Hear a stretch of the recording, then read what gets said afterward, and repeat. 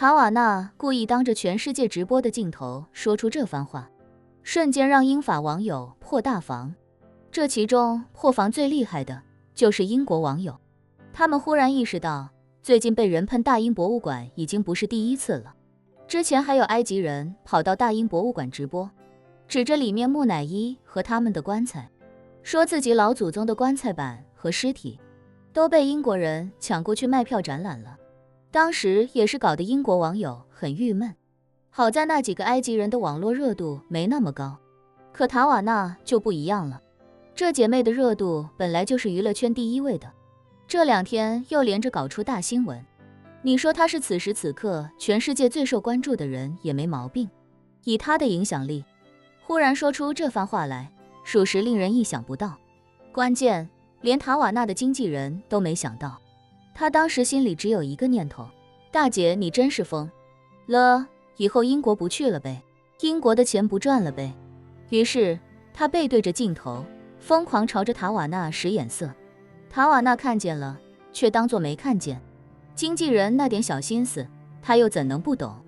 不就是一点钱的事儿吗？当初要不是叶先生，我就死在日本了，钱不钱的无所谓啊。再说不列颠拢共就几千万人，自己的粉丝能有1000万就了不得了，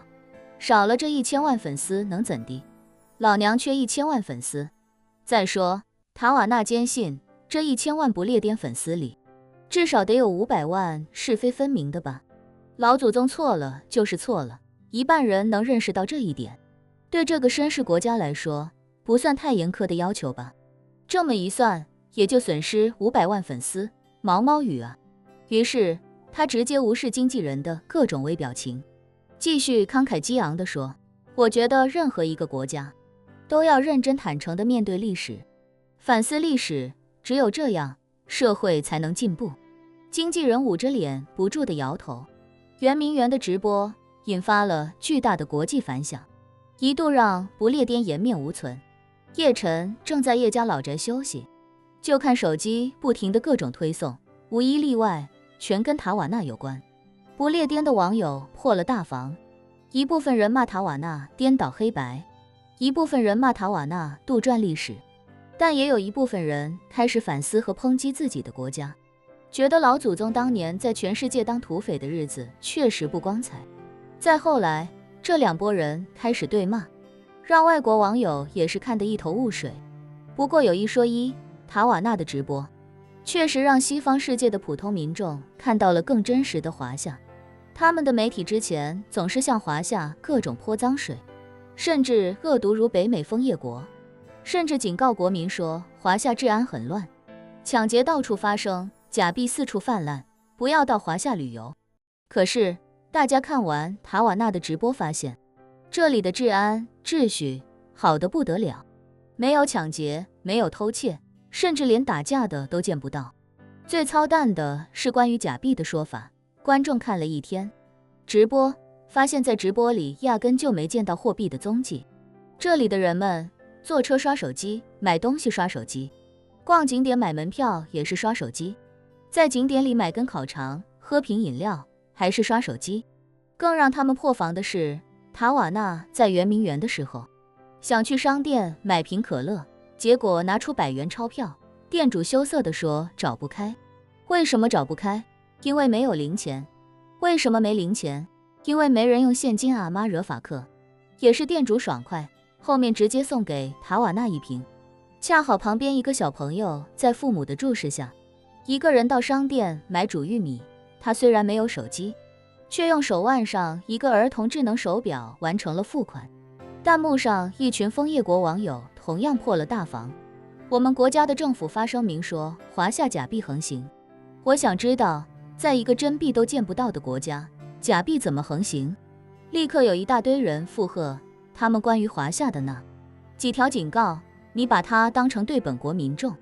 在本国以及隔壁美利坚生存的友情提醒就行了。现在还要加上一条，小心枫叶国遍地的人类排泄物。该国网友立刻开始自嘲，什么年代了，还天天抹黑人家，关键还一点边的都不沾，简直可笑至极。当塔瓦纳拖着疲惫的身躯结束了直播，回到酒店的时候，外网关于他直播的内容已经讨论得热火朝天，国内的网友当然更加热情，只是国内网友毫无争议，全都是塔瓦纳的支持者，甚至对塔瓦纳这种为华夏证明的做法不吝赞美和感谢。回到房间，他翻看着互联网上那些铺天盖地的支持，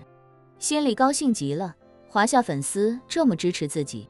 从另一方面也证明叶晨一定也很支持自己的做法，只要能让叶晨对自己多些好感，怎么都是值得的。经纪人追进来，郁闷不已地说，塔瓦纳，下次再有这种事情，能不能提前跟我商量一下？你今天这么直接地攻击不列颠的历史，很影响你接下来在不列颠的商业发展啊。你别忘了，咱们上半年在不列颠还有巡演呢。塔瓦纳上头了，随意潇洒地转了个圈，笑着说，没所谓啊，大不了把不列颠的演出全取消。说完，他移下来了镜头，立刻高声说，没错，全取消，一场也不留，我也不做任何解释，用实际行动来表明我的态度。经纪人一阵头大，正要劝他，塔瓦纳的手机忽然收到一条语音讯息，他打开查看，发现是自己一个关系比较好的英国男歌手给自己发来的消息。这位男歌手在英国乃至全世界也是很出名的创作型歌手，知名度虽然没有塔瓦纳这么高，但也逊色不多。对方在语音里非常郑重地用不列颠北部口音说道，塔瓦纳，作为一个老朋友，我觉得你刚才直播中关于不列颠的言论非常不公平，你不该如此抨击不列颠，这太让人寒心了。塔瓦纳被激起了胜负欲，他笑呵呵地说，哦，真的吗？作为一个美利坚的公民，我们对当年压迫印第安人的历史可从来没有回避，而且我们至少给了印第安人很多自留地和优惠政策，我们可没有拿印第安人的头皮出来做展览。你们从华夏抢些文物过去不还也就算了，埃及人的老祖宗都被你们抢过去展览，你还好意思说我的言论不公平？发完这条语音，他直接又发了一条，互相拉黑吧，我不想跟是非不分的人做朋友。